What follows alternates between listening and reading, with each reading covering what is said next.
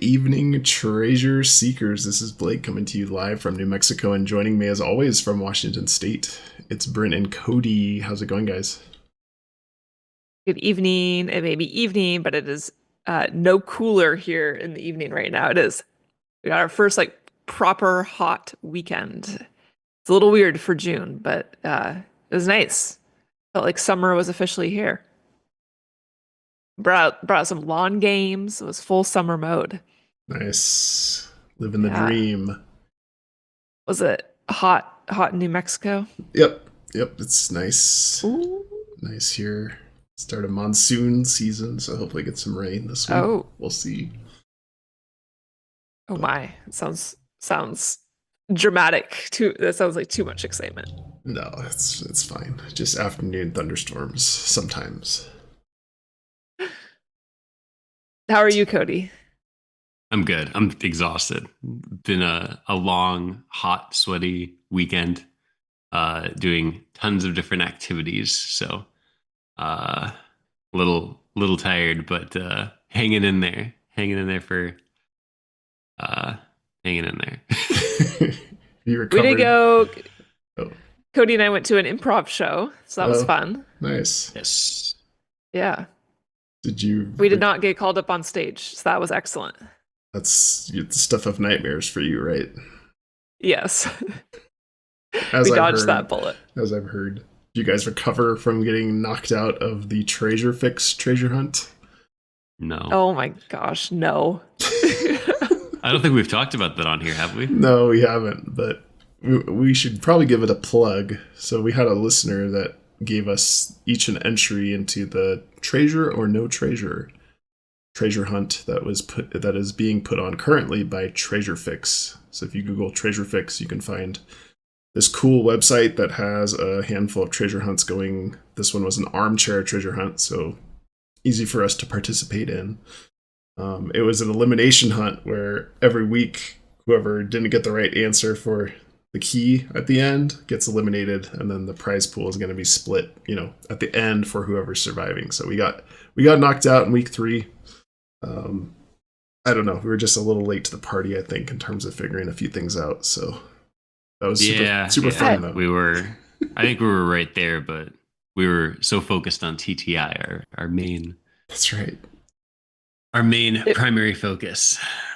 just felt like it took a big leap in difficulty.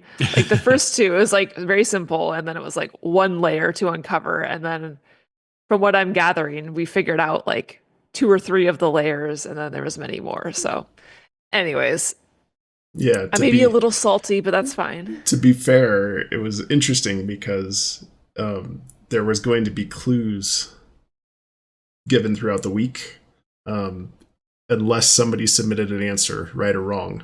And somebody submitted an answer on the first day, so there was no additional clues. So you just had to figure it out. And it was a little too tough for us, but I'm looking forward to trying that again at some point. Yeah, it was a lot of fun. I would definitely do it again. We kept saying, or at least Cody kept saying, it was nice to only have like a week to work on something, and then either like you've gotten it right or wrong, which is very different than what we've been doing with There's Treasure Inside, because I mean, this has been months, and it could be many, many more months before we know if what we're doing is right or wrong. So it's just a uh, very refreshing change in that sense. Especially the first 2 weeks when we got it right. To Yeah, it's submit way more something fun. and have it validated is just like, wow, I haven't felt this feeling before. No, you did in the last treasure hunt we did too, up in Washington. Not since TTI. Yeah. Not since TTI started. All right, should we dive into news? All right, nothing too newsworthy other than a couple of new Instagram posts by Jon Collins-Black. So, recommendation from Blake is follow Jon Collins-Black on Instagram. Yeah, just 2 new posts, kind of marketing posts. Did you guys get anything interesting out of those? I have 2 nuggets. Oh, really? I think my only nugget, I wouldn't say it's a nugget. is you can get a little glimpse of his tattoo on his arm, which I don't think we're able to gather anything else from that than what he already tells us in the book. So that was my one interesting tidbit.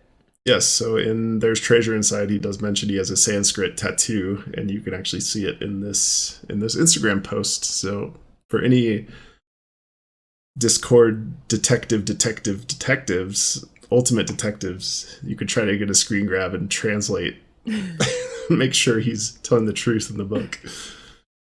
Yeah.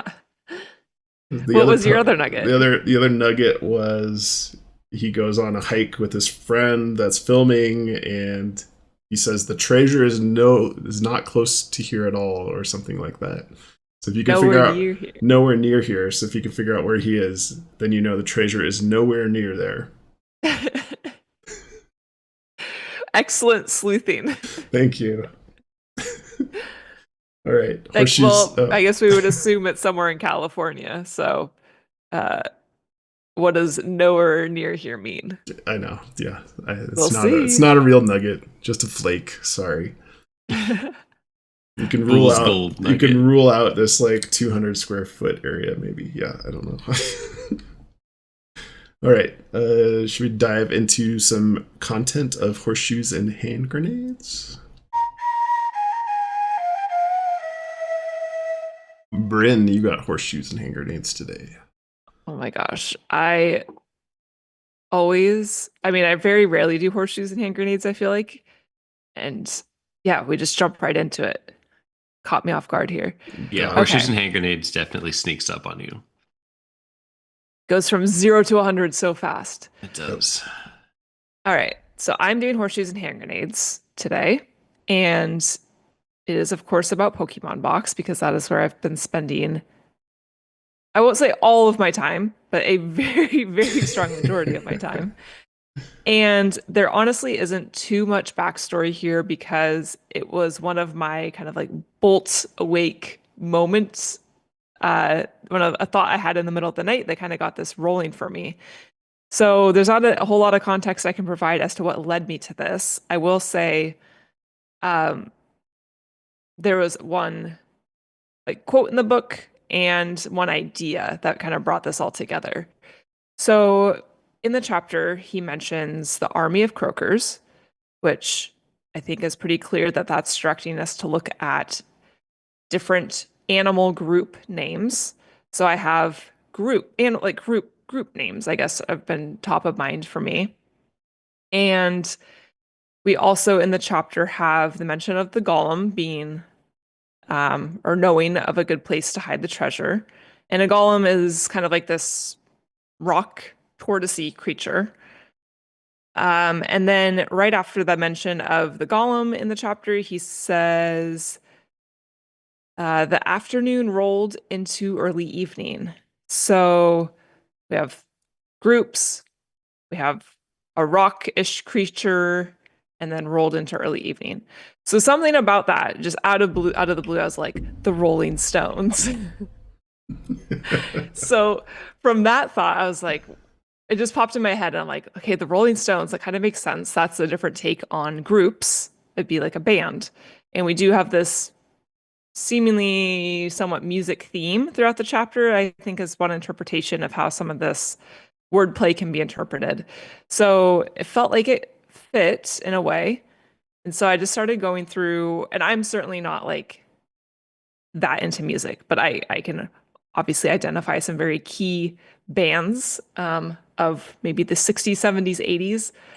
And I also liked that they were on a road trip. So when you're on a road trip, of course, you're listening to music. So I do feel like music is an important component of a road trip. And he would have been, with his parents, grandparents. So you kind of think about the type of music that they maybe would have been listening to at the time that he was 5.5 years old. So I just started like thinking of bands, famous rock bands, I will say rock bands too, to fit with the golem theme. And just for a while, they were really snowballing. And I felt like this was gaining a lot of momentum. So my next jump after the Rolling Stones was, of course, the Beatles, because he talks about all the different insects in the chapter. And I know like the Heracross and Ladybug, they have, a hard shell, kind of beetle-ish. So I thought that was fitting for the insects. We have the doors. When he talks about his childhood experience in New Orleans, there's a lot of references of doors. So that felt like a very specific band name to apply to the chapter. We have the eagles for the eagle soaring high above us. Rush, which could be maybe why he talks about the adults eating slowly as he's trying to get out the door to start exploring New Orleans. Queen for the British royal family. We have the mamas and the papas because he says his dad and his father, and then we have the mother raccoon. We have the animals. I mean, no explanation needed for this chapter. We have all the animals mentioned. Journey would be the road trip itself. We have fish for all the different Pokemon fish that he's mentioning in the chapter. I have Eric Clapton for clapping feverishly. The Pet Shop Boys for the local pet shop. I have the Sticks for her to stick snap. And maybe I'm starting to get off the rails here, but then I have Grand Funk Railroad for John Coltrane and the use of grand, because he uses the word grand a few times. Okay. These are just getting worse and worse. Red Hot Chili Peppers because of the hot temperature, and potentially the Grateful Dead for hauntingly gorgeous. Anyways, it seemed pretty interesting to me, and it also then ties back in a way to people who are saying Jar of Flies is an Alice in Chains reference. So for a lot of reasons, I think this is pretty interesting, but it doesn't really fit in with other work that I'm doing.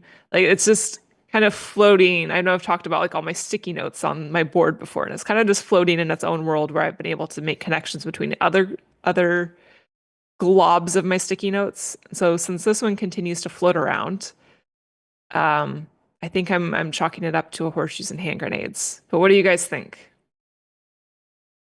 Kind of a roller coaster of emotions. There's definitely a few on the front end there that you mentioned. It's like, okay, I could buy that if that was like, if that ended up being part of something, it could be a satisfying component of an answer, I guess. And then as you kept going through your list, it became stretchier and stretchier. And there's definitely, it kind of gets to the point where in the whole chapter, pretty much plug and play a lot of different band names. So you can kind of find a way to make it work. So, I guess I can't really make one statement for your whole list of band names. There were definitely some that I could support if there was more evidence to point towards them and other reasons for them to be there, and maybe more of like an outcome. Yeah. And then I would be less and less on board the further we go down that list. I will say this is one thing I'm really struggling with, is because I won't say obviously, but I think it can be assumed that it's not like you're going to figure one thing out in the chapter and it's going to be like, oh, now I'm able to solve it. I think there's so many little pieces that you have to pick up on, identify, and solve. And then you get all these little solves that are going to come together. So I think you can I'm not saying this is it, but I think you could kind of solve or find a chunk of clues that you're supposed to, but maybe not know that it's correct or applicable until you get later down the road. And maybe you're like, oh, well, now this makes sense with that. And you weren't able to connect it before. So it's just hard to not know how many puzzle pieces there are to the puzzle. Right. Yeah. What's your next steps? I guess I'm thinking about trying to find prominent songs by those artists. Maybe. I think when we were talking about this earlier, the Animals, I think their most famous song is House of the Rising Sun. One of their most famous songs. And we've, been talking about sun themes. We've been talking for the whole book, but for this chapter in particular, multiple mentions of the time of day, end of day, shadows, things like that. Maybe there's more that we could apply if we take prominent songs from those bands that you've identified to see if there's connections there. And then, yeah, going back to Cody's point, thinking about how could we test this? Maybe take the past and future box chapter is maybe a task I should do, and try to see how many band names I can attach to that one, just as an exercise, and see if this is replicable. Yeah. That's a good point too. I guess all I've really done is like made this list and been like, well, now what? But I haven't actively tried to take it to the next step. And you did mention, Blake, the Mamas and the Papas was the group referenced at the end of the Lion's Share section. Yeah, end of part 1. So that's kind of 1. interesting too. Yeah, that was Mama Cass, who that song mentioned in chapter 23 as the chapter title reference. That was a Mama Cass solo, but she was also part of the group Mamas and the Papas. Yeah. So I don't know. Maybe I shouldn't fully chalk it up to a miss here. There could be more to pull and see if there's other layers that maybe reveal themselves with this. But for now, I guess I would say it's not my main thing that I'm tackling. So we'll see. I don't know. Maybe this has got me a little excited about it again. Maybe I'll start looking into some songs. Yeah. It'd be interesting if any of the audience has gone down this path yet at all. Maybe they are willing to write in and help you out. Someone more music savvy than me. And more music savvy than Cody? Yes. All right. Mailbag? Mailbag. We've got mail. All right, we got a full mailbag today. Ooh. Thanks for writing in, everybody. I'm trying to catch up this week. Some of you got responses this weekend, which is good. Let's see. So I had requested some information about Ohio and the past and future box, why people are gravitating towards Ohio, and requested that folks write in and help fill in the gaps for me. I think I'm part of the way there, so I have two emails that were helpful today, and there might be more that are unread. So if you don't hear your Ohio clues in today's mailbag, it means I haven't gotten to them yet. But I think my plan is to follow up on this mailbag with a PowerPoint at some point. Just thinking historically about Treasure Inside. There's Treasure Inside, kind of K-Pro from the Calzars channel has made a really nice slide deck on the Lake Tahoe solve, right? That had all the connections to the Lake Tahoe solve area that they think it's in.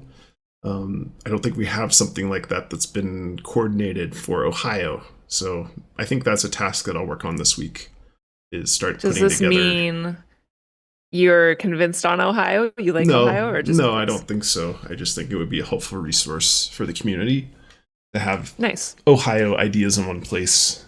I suppose you could search for Ohio in some of the discords and collect these things as well, and I'll do that too.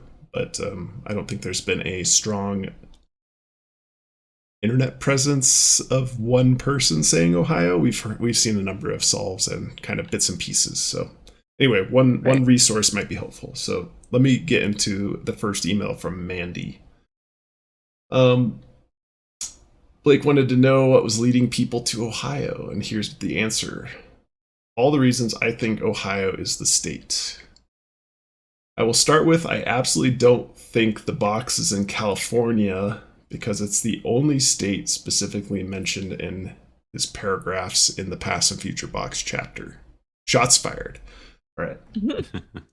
And then he mentions state of gold, which would naturally take to California or Washington. And we think maybe North Carolina as well, for reasons we mentioned before, of that being the original gold rush state. What am I missing about why Washington? I don't know. I didn't think about that too much, other than it kind of caught me off guard as well. So I don't know why Washington would be considered gold. We're emeralds. I wish we were sapphire. And then we would definitely be the past and future box. But if you look further into that term, you will learn of the glacial grooves in Ohio. So glacial gold, the glaciers as they moved from Canada carried various rocks and minerals, including some that originated from areas rich in gold. When the glaciers melted, these materials were deposited across Ohio, including tiny quantities of gold in the form of gold dust, flakes, or even rare nuggets. This is from the Wikipedia. Gold panning in Ohio. As a result, it is possible to find small amounts of gold in streams located within the glaciated regions of Ohio, particularly where the glaciers advanced the farthest and deposited their load. So that was a fun fact for sure. He said the box made him think of Ernest Cline and Ready Player One. Ernest Cline is from Ashland, Ohio. Ready Player One is set in Columbus. The director of the movie Ready Player One is also from Ohio. The moon coin also drives me to Ohio, specifically with the year 1972 being mentioned, since that's when Neil Armstrong's Air and Space Museum opened in 1972 in Wapakonota, Ohio. Easter egg. This one is a stretch, but it did remind me of Chapter 3, where he spoke of the third Fabergé egg was found in the Midwest. Mandi couldn't seem to locate exactly where they likely covered the location pretty well, as I could not find out specifically where in the Midwest. And then there is Ohio in the word search, and there's Erie, E-R-I-E, like Lake Erie, in the word search as well. So those are two main word search-based clues. And then it kept bothering me how square and 3 lined up. So in the word search, square and 3, I think, are on the same line. Sorry, I lost my spot here. And then I found out 3 square is a plant, and the only state to restrict where it can grow is Ohio. And they restrict this 3 square plant from growing on the Lake Erie shore. And the angle/symbol on the other side of the coin is also a symbol used to notate Venus. And NASA's Venus research base is in Ohio, near the Erie shoreline, I believe, before you get to Cleveland. So that's the first time I've heard that symbol is a Venus symbol. I haven't fact-checked that yet. And then we have a nice compliment, which I enjoyed. Thanks so much for what you guys do. I've been boots on the ground 4 times and listened to you 3 while driving, and you keep the inspiration going and the feet feel lighter on the trail listening to your words of wisdom. Your witty banter and Bryn's coincidences of the day surely keep me laughing and on my toes. You're in for a treat today, Mandi. So that was a nice list of facts there that I thought was very helpful. And definitely some new ones that I had no idea about. So that's cool. Yeah. When you said list of facts, I thought you meant her compliment. No, those are opinions. As you can see from YouTube, those are opinions. That was nice of her to lay it out and just make it black and white like that. Yeah, so because of this email, I'm inspired to make a dreaded PowerPoint to start collecting these facts. Any comments on that? And then I have a couple more from a second email from TN. Overall, my impression is, I don't know how many times we can say it, but it's so hard not knowing what we're supposed to be calibrating to. But it feels, some of the points feel stronger to me than others for being strong enough to tie to an actual state or an area. Because they're almost, and a few tied together as well, but a few are like somewhat independent. And it's like, I don't think a small, like a one-off independent clue would be enough to get you to a state. But maybe it's if you are supposed to connect all these smaller pieces together and be like, okay, well, these all lead me to Ohio. Maybe that's an indication to Ohio. Yeah, some more than others. I'm like, okay, I could maybe see that. Mhm. Yeah, and I liked Mandy's email because she's, said the one she thought was a stretch, thought were a stretch as well. So that's always, I always like the skeptical opinion. Yes, And definitely. not Healthy the- skepticism. Not the arrogant side. So that's good. One of my favorite things that she mentioned was thinking that the box wasn't in California because it's the only state that he mentioned in that chapter. And I Yeah. think that makes a lot of sense. Like if I was gonna, write a chapter where I'm hiding something in one of the 50 states, I feel like when I proofread it, if I'm like, oh, I only said the name of one state and it's the state it's in, I'd be like, oh, I need to either like add some other states or not say that state name. It feels like too. It would feel like weirdly overt to just have the name of the state in there. So I don't know. I So that's got me thinking a little bit. I have that same feeling about New Orleans with the Pokemon box. And I'm not saying it's not in New Orleans. I haven't made up my mind yet. But I'm like, it seems so wrong that we have a whole like region of the country that's up for grabs for this box. And he's just gonna talk about New Orleans and then it happens to be in New Orleans. That just doesn't seem right at all to me.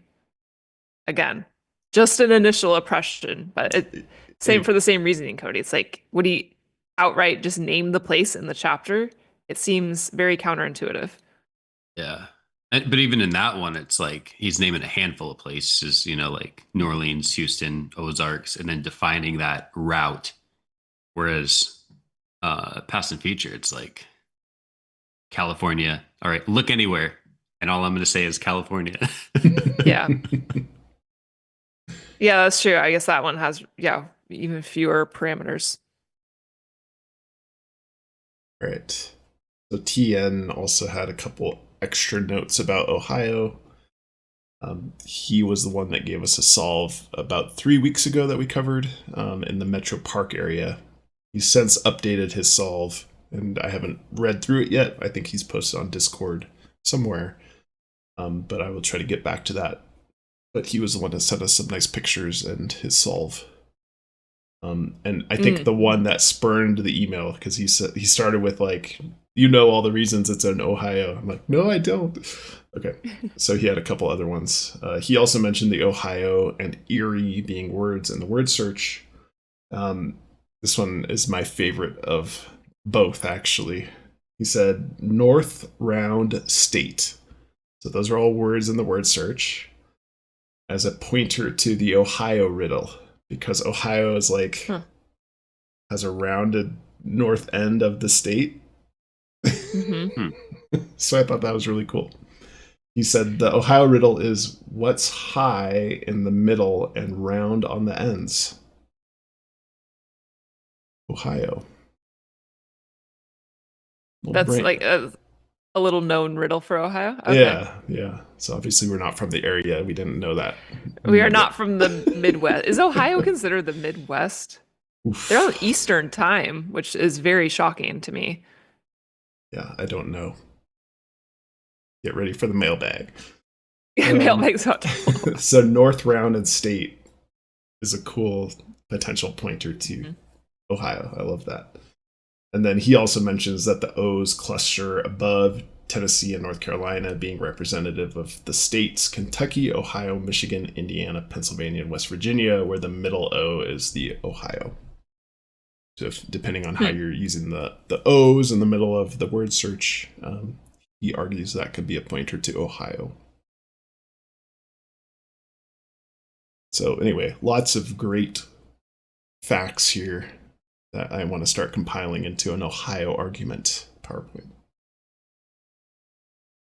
Yeah, right. No, it would be nice to have it all compiled for sure.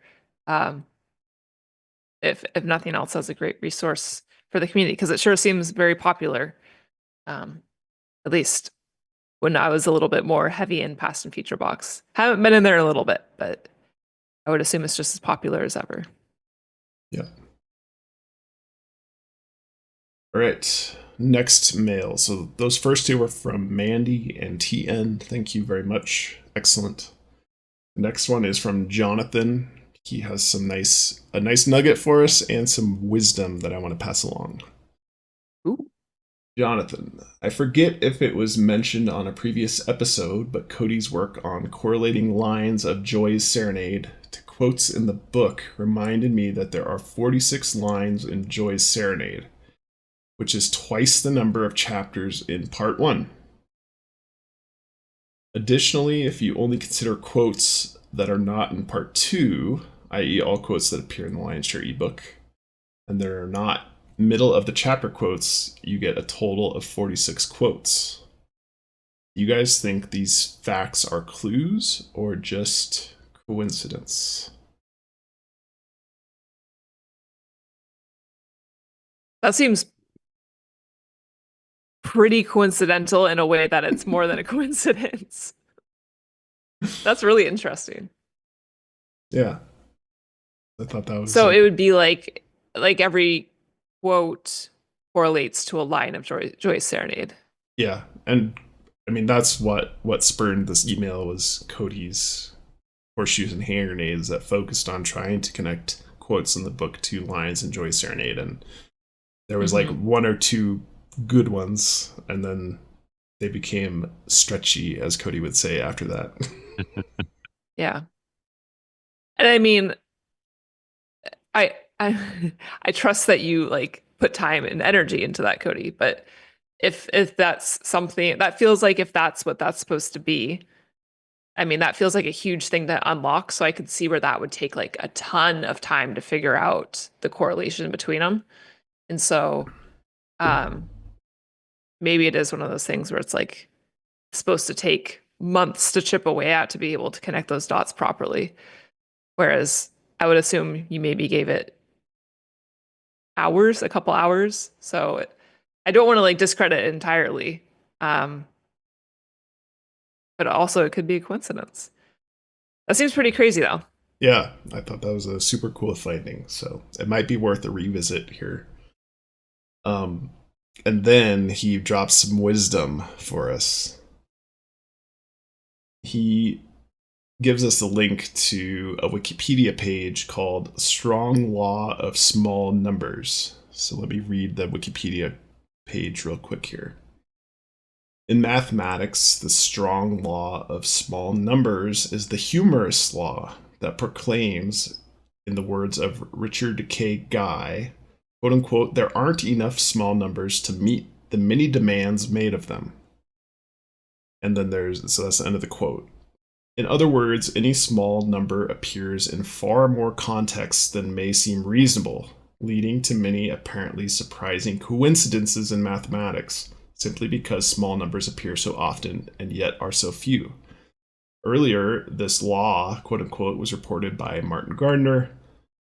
Guy's subsequent 1988 paper of the same title gives numerous examples in support of this thesis.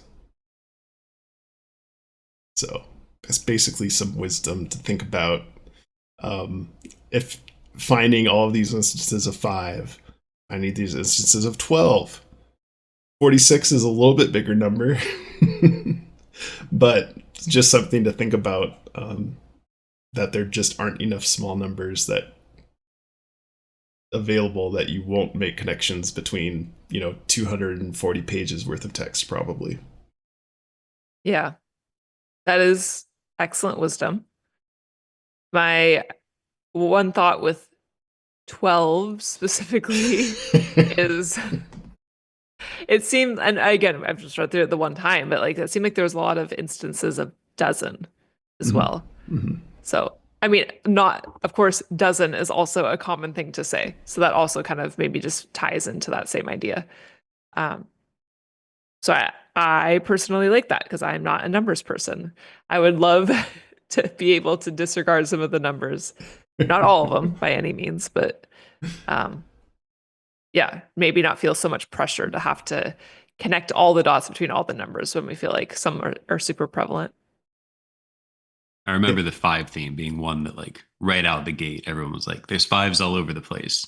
I remember my gut feeling just being like, it's just a big book. And 5's just like pretty heavily used number for a lot of things. So I think that I would be on the side of the humorous law for the 5 theme more than thinking that it means something more than face value. I do like that a 5 theme ties in nicely with my hand theme, though. Yes. Maybe 5 theme is hand theme. Maybe they're one and the same. And then Blake's ring theme Yes, the Olympic rings. off of the hand theme. And then a nicely ringed hand weaving my theme. So you had Thanks this for law. painting a beautiful mural. You had this law all figured out, Cody. You just didn't formalize it in time. Sorry. I didn't know I could make a humorous law. I thought I had to be only serious laws. Oh, maybe this podcast could be my place to document my law. Is that a law that I've created? I thought you had a theorem. My theorem. She's been talking about it for like a decade. Okay. Do you want to give it away, or is that going to be a different segment? I don't know. I might just release it on a random Wednesday or something. It's abridged. not TTI related in any way. Why don't you just make your own Wikipedia page of it, and then it counts? Oh. That's a good idea. Right. I might do that. We can't just talk about it and tease it too much, so let's move on. But that's a good idea. Okay. Okay. Has nothing to do with treasure, by the way. No, it doesn't. All right, and then the third email is from Casey, a very demanding email. Can we go back to the red lines or page breaks or whatever they represent on pages 33 and 35? Do you think they mean anything? Let me pull up the image so we can refresh our minds. Yeah. Thank you. But I kind of like this. Force us to go back to different topics that we may have covered to revisit now that we've have a lot more context. So these are the red lines that are being referenced by Casey. The only place where they show up in the book, I believe, is page 33 and 35 with these red lines. Do you think they're there by design as clues, or are they just there because Jon Collins-Black used them in chapter 3 and then forgot about them moving forward? I mean, this chapter was pretty segmented. Wasn't this one where it like jumped pretty heavily from topic to topic? Yeah. But it seems like there was other chapters that we said did that as well. Mm-hmm. So you would certainly think there would be, if that was a formatting decision. I guess my thought is, if it's a formatting thing, Mm-hmm. I don't think you would implement a formatting tool if it only gets used in this one situation or this one chapter. Right. Like if I'm going to implement a formatting tool, it better be used frequently enough to have justified implementing it.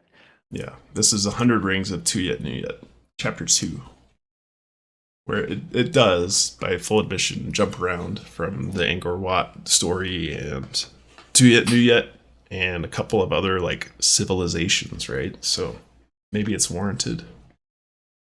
Anyway, Yeah, I maybe just it's wanted, just the most dramatic jumps. yeah, I just wanted to get your guys' gut reaction. Sorry, I'm putting you on the spot here. Yeah. I'm very 50-50. Okay, that's a fair answer. Very safe. Yeah, So- exactly. I was going to say what seems very weird is that you would have a break at the bottom of page 35 because it's already a page break. But I guess without it, you wouldn't have like a visual indication just by flipping a page that you're entering a new section of content. Right. So it's still justified there. Mm-hmm. And it's hard because, I mean, with typos, I guess mostly with typos, like we know the book isn't perfect. Right. And in this type of book where we're trying to dissect every little thing, that makes it very difficult. Right. So is this just, one of those things where it's like, it kind of just dropped off?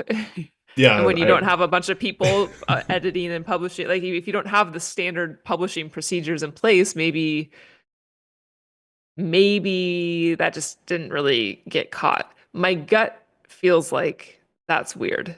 So Okay. I guess I'm leaning towards it being a clue. Okay.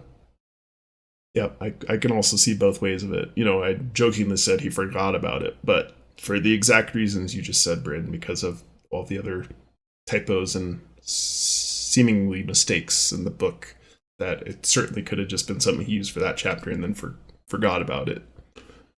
So, but it would be a good opportunity to put a clue in there because it's very unique, if it means anything. So let's say that let's assume it's a clue, right? What could he be encoding using those 3 lines? Yeah. There's not text on the back of the other page. That would be like underlining something, unfortunately. In both cases, it's pointing to pictures, like if you looked at the reverse page and like tried to shine a flashlight through it. So that would be my first guess, is to look for words that are marked by those underlines, but that's not the case.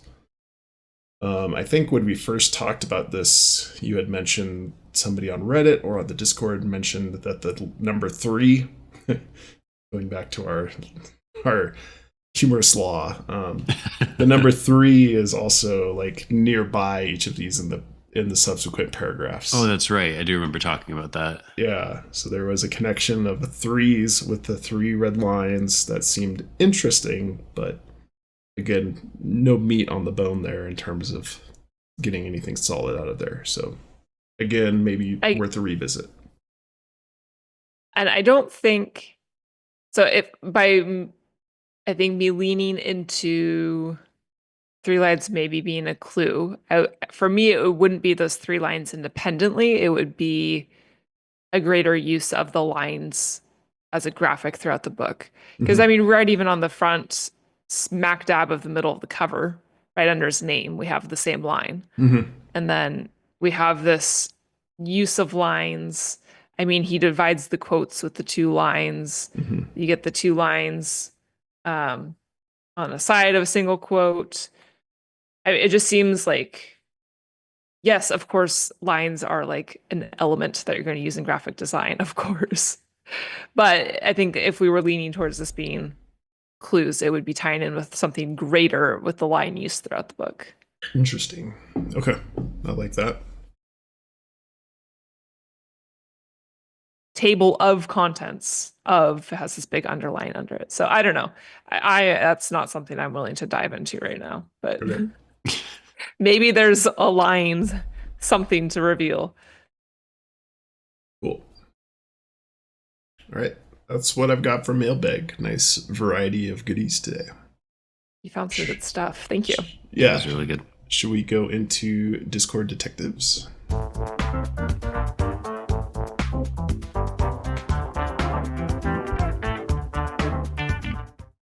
Cody.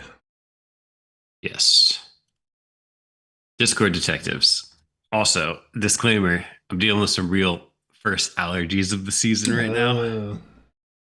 So if my eyes look very watery or I'm just mouth breathing like the whole episode. Gotta take That's your Not the why. mouth breathing into the blue Yeti microphone. you gotta Eyes are itchy. take I'm your struggling. Aller Pops. Yeah. Available on Amazon.com. No free ads. Oh, Do you have to disclaim your stake in the company?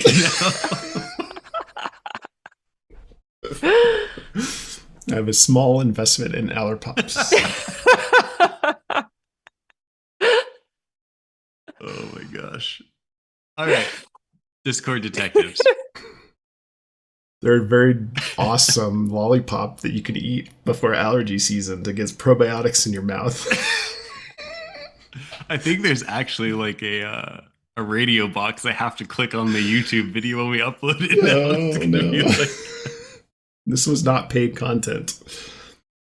All right, continue. All right. So this one is I picked it up from the Reddit from Flashy Grapefruit 785, which I've talked about his stuff before. Also turns out, and I didn't realize this until very recently, that I think he's also Habeas Treasurus, who we've also talked about before. So this guy is just pumping out all sorts of content under different usernames. I think we're covering quite a bit of it. And it's the sheer quantity of content kind of is notable. And I've seen a couple of his things and I'm very hit or miss on him. But this is something I saw this week that there were parts of it I really liked. Parts of it I liked, and I will discuss kind of what I liked and some of the things I was less on board for here as I talk about it. Bryn, it's a Pokemon box. I think you already Excellent. watched the video that he posted on it, so this won't be news to you, so you can't be too excited that it's Pokemon box. And we'll put the link to his video of him talking about it in the description of this video, because I think he reads it scripted and like much cleaner and nicer than I'm going to recap it. But I'll talk about kind of some of the highlights here. So he talks about Pokemon box. Connects Pokemon box, I think really specifically, mostly Greninja to start with, connects Greninja to Teenage Mutant Ninja Turtles, also connects Gollum to Teenage Mutant Ninja Turtles, connects that to Leonardo da Vinci, and then connects that to 3 different Leonardo da Vinci paintings. Is a G. So to start with, he starts by talking about the I heard a stick snap when Jon Collins-Black is introducing Greninja. I think we've either talked about this on this podcast before or elsewhere before, but the Splinter, it's a bad guy from Teenage Mutant Ninja Turtles. Huh. But Splinter from Teenage Mutant Ninja Turtles is based on a Marvel character, like known to be based on a Marvel character called Stick. So I heard a stick snap, Greninja. He talks a little bit about the Greninja drawing in the book, looking a little bit like Splinter from Teenage Mutant Ninja Turtles, and kind of some similarities in those drawings, and then the whole relating that to Stick, and it's kind of one big full circle. So he goes on, talks about that, and connects the wise Gollum part of the chapter to the Teenage Mutant Ninja, the main guys themselves. Disclaimer, I never watched Teenage Mutant Ninja Turtles, so I don't know 100% what I'm talking about here. Oh, wow. But I know what they look like. So when you look at Gollum, the Pokemon, he looks kind of turtley, and then obviously the Teenage Mutant Ninja Turtles are very turtley. And he goes on to say wise Gollum, connects that to Leonardo, because that is one of the names of one of the Teenage Mutant Ninja Turtles. So that's kind of all stuff that I wasn't buying into too hard yet. But then he starts talking about some very specific stuff about Leonardo da Vinci as it relates to the Pokemon box that kind of intrigued me a little bit more. I should also note, and he noted, that there's a Leonardo da Vinci quote at the very beginning of all of the Part 2 chapters. So in my mind, it's like, that's kind of stronger to me than any of the other Teenage Mutant Ninja Turtle stuff. Like if you would have just skipped all that and said, hey, I'm jumping to Leonardo da Vinci because of this quote, I think I would have been even more on board with that than kind of some of this other stuff that seems a little more confirmation biasy to me. But the 3 paintings specifically, that's the part that really intrigued me. So he gets to Leonardo da Vinci. The first painting he talks about is a Da Vinci painting that was sold in a New Orleans auction house in 2005 for $1,100. And then they went on to discover that it was like an original Leonardo da Vinci painting. Oh. And it ended up being sold later on for $450 million and is now like the most expensive painting ever sold. So I think that's a really strong connection between Leonardo da Vinci. Like stripping everything else away, you've got a strong connection between Leonardo da Vinci, who's quoted at the beginning of chapter 2's, the part 2's, and New Orleans right there with like, that's where that took place. And it's very, I should say each one of these 3 paintings we're going to talk about kind of have that either a treasury feel, like I got this for $1,100 and it's worth $450 million, very treasury, or like a kind of TTI-ish feel. Okay. And we'll talk about those. It also is very reminiscent of the story about the Fabergé egg in chapter 3. Yes, definitely. That's a good point. One other connection he makes for this first painting, which is called Salvador Mundi, is a Fortnite connection. So he talks about this specific portion of the text, and I'll read straight from the TTI book, where it says, "Those 14 days of sightseeing and camping were one grand and amazing delight. I spent hours turning over rocks and riverbeds and streams to find salamanders and crawdads. I hunted for grasshoppers during the day and chased fireflies after sundown. I tiptoed around dozens of hopping toads to visit campground bathrooms in the dark." So he makes a ton of connections between Fortnite the game and this section of the text. Some of them I thought were good. Some of them I did not think were good. Some of the good ones were 14 days of sightseeing. 14 days is a Fortnite. So that one's like kind of the main connection to start connecting to the game Fortnite. Mm-hmm. Then he talked, there's sightseeing, which is like literally looking through a sight, like a gun sight in Fortnite. I thought that one was all right. Camping, which is like a very well-known term in kind of combat type games for when you like sit in one spot and just wait for people to show up and then shoot from where you are instead of moving around at all. And streams, like streaming games, like kind of more modern type stuff. I thought those were all right connections. There were some other ones that I wasn't so on board for, where he talks about like grasshoppers and hopping toads being reminiscent of something that video game characters, not video game players, frequently do to make themselves, I guess, harder to hit by just like constantly jumping around. Mm-hmm. So that one was kind of all right, but I wasn't super on board with that one. And then he talked about, apparently, I've actually never played Fortnite, but apparently there's like a mode where you can be playing in the dark, and he says that the gunfire looks like fireflies. That one seems like very much stretchy to me. And then he had one more that was the word tiptoed from the TTI text.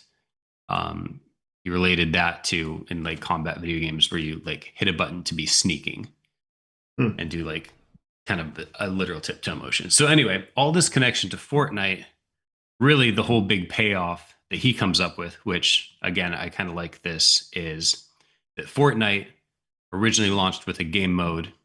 Now it's like a battle royale, but originally it was launched with a game mode called Save the World. And this painting that he is talking about, the Salvador Mundi, translates to Savior of the World.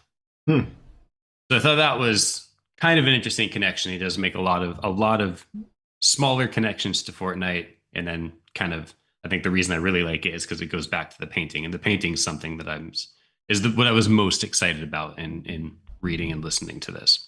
That's very creative. I like that. Yeah. So that's the first of the three paintings, and the one I'll talk about the most. The second one, though, gosh, I didn't write a very important piece down. So he talks about going to Portland, Maine, when Pokemon Go first comes out. He's going to a wedding and he discovers that that Pokemon Go is a thing, and talks about everyone doing this augmented reality game. This is the part I did not write down. Is it's somewhere in Portland? I want to say like Portland Museum of Art or something like that, and I should know this. Actually, I could probably Google it real quick, but there's a painting called, and I'm gonna butcher this, La Gioconda. Nice. Which was given to that, let's call it Museum of Art. I'll have to look it up real quick. But that one's thought to have been an early version of a Mona Lisa. So that kind of also, in my mind, plays a little bit into like the evolution thing with the Pokemon. And then there's also another, if you're kind of going with the Leonardo da Vinci and places named in the chapter idea, it's another kind of connection to a place that he names in the chapter. It's the Portland Museum of Art. Very good, Cody. Oh, thank you. And then the last one that he brings up in his video is the Mona Lisa itself, and he references a video or some article that was published about it, where they talk about the Mona Lisa smile and relate it to augmented reality, and being like, oh, this is almost like the first instance of augmented reality because it's like people talk about how they like see different things when you look at it in different ways. That one started to lose me a little bit, but I wanted to include it anyway because it kind of completes this whole trio of Da Vinci things. Mm-hmm. So that's most of what he talks about. Again, he talks much more eloquently in his own video. So if anything that I just said sounds at all interesting, I encourage you to go hear it straight from the horse's mouth, as they say. Mm-hmm. His video is better than my recap of it. Some things that I wanted to talk about. So again, I was going to say that I like that for a lot of these, there's kind of that treasure hunting element to it. Like, oh, we didn't know originally that this painting that was $1,100 is actually like this big treasure, and the La Gioconda one that this ends up being a precursor to the Mona Lisa. That seems kind of on theme. One thing that I wrote down that I thought I didn't love is I thought the themes kind of overlapped potentially too much with Past and Future Box. When I wrote that, I'm pretty sure it was when I was diving into the Fortnite stuff, because Past and Future Box already felt very like video game based, and he talks in the book about how he wants kind of each of the part 2 chapters to be its own thing, and it's like all very different and unique. And I'm very much expecting the Past and Future one to have like a plethora of video game references already, so it feels weird that then he'd have another one with more video game references. So that kind of seemed like a mark against it. That was actually one of my thoughts with the Turtles connection, Teenage Mutant Ninja Turtles, because that also felt very like 80s nostalgia to me, which then raised a flag of like, okay, well then this feels too close to Past and Future Box for me as well. Interesting. Not that it has to rule it out entirely. I mean, different phases of childhood potentially, but it seems like for how much he's wanting to differentiate the boxes, I thought that was a little red flag. Yeah, unfortunately for you guys, the box is called the Pokemon box, which is a video game. Yeah, wow, and he does so talk sassy. about and he does talk about the Pokemon Go very directly. Yeah. So Interesting. Yeah. I didn't think about the overlap. That's actually very helpful. Yeah. Thank you. My favorite part was the paintings part, and particularly the first painting and a little bit of the second painting. I've also got something in my eye at this point, and I'm just falling apart. yeah. All right. Let us do. Just turn off Cody's camera. Let us do coincidence. Sorry. Shall we transition to coincidence of the day, or do we have more commentary? I think Cody's done. Coincidence of the day. Oh.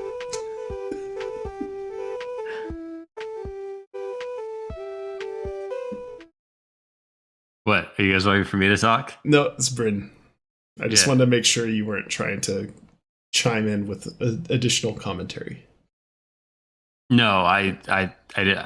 Bryn said Cody's done, and I think she meant with my segment, and I thought she meant that I was done with this podcast episode, and I'm not. I'm going to tough it out.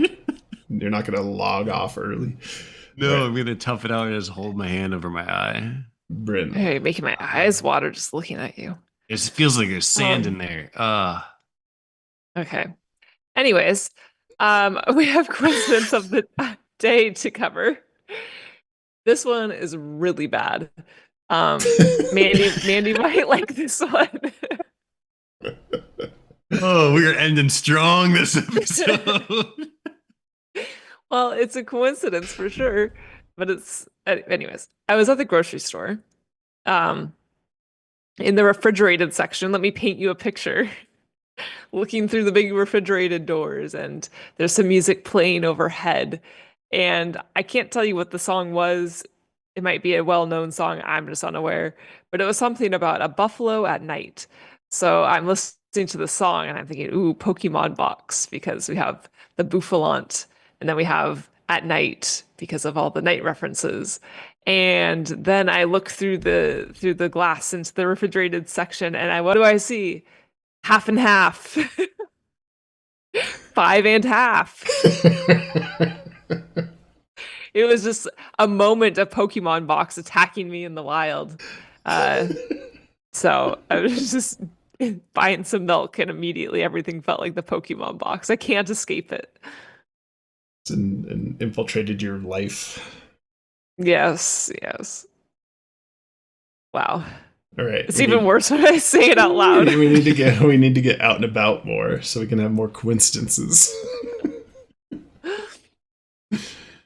All right. I guess we can always skip the segment if needed, but that was still appropriate for a coincidence. I think it was that was worthy of commenting on. Better than not having one. Okay. Excellent. All right. I think that's a podcast. Anybody have parting thoughts, or should we put Cody out of his misery? I think we pretty much nailed it. All right. Have a good night, everybody.